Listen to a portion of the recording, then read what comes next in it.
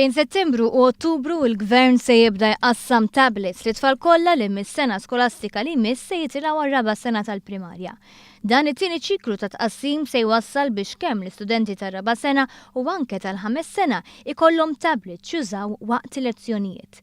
Dan il-proġess jerġa' jirrepeti ruħu s-sena d-dieħla biex bekk l-istudenti mir-raba' sa' 6 sena kollha jkollhom din l-għodda edukattiva. Wara l-ewwel ċiklu ta' tqassim li beda f'Diċembru li għadda, l-tfal li jattendu l-iskejjel tal-istat tal-Knisja u dawk indipendenti beda proċess ta' evalwazzjoni u monitoraġġ ta' kif intuża t-tablet mit-tfal. Ġeffri Zammit, assistent direttur fid-Direttorat tal-Litterizmu Diġitali, fisser kif wara l-ewwel sena skolastika derbit ċar illi l-allima u t-tfal irrikonoxxew l-għajnuna li tista' tihom din l-għodda diġitali l-ġdida. Bla dubju ta' xejn, l-allima u t-tfal taw indikazzjonijiet li t-tagħlim jista' jseħħ mod differenti u kellna każijiet fejn it-tfal iva talmu għaliex sibnilhom iċ-ċavetta differenti biex ikunu jistgħu jitalmu. F'Settembru tas-sena li għaddiet u tul is-sena skolastika, l-allima u l-LSAs tar-raba' sena nataw taħriġ fuq din l-għodda edukattiva u kif għandhom jintużaw it-tablets waqt il-lezzjonijiet magħżula biex jintlaħqu l-għanijiet kurikulari.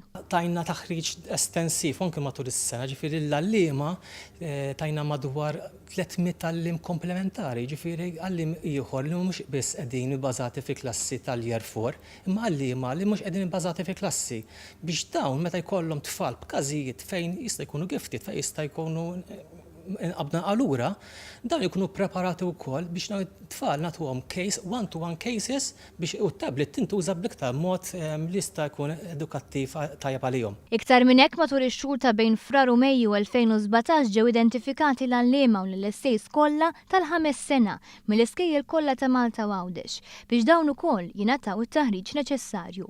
Madwar 500 edukattur attendew għal dan it-taħriġ u ngħataw tablet. Aspetti ieħor li dan il-proġett se jkun qed jgħin huma it-toqol tal-basktijiet tal-iskola tat-tfal li hu stmat li saħansitra jitlaq għal 10 kilogrammi. It-tablet se jtaffi dan il-pis. Hemm jaħsib iva li l-kodba parti mill-kodba ġifieri jinqalbu għal PDF jista' jkunu kodba wkoll interattivi ta' wkoll ġifieri.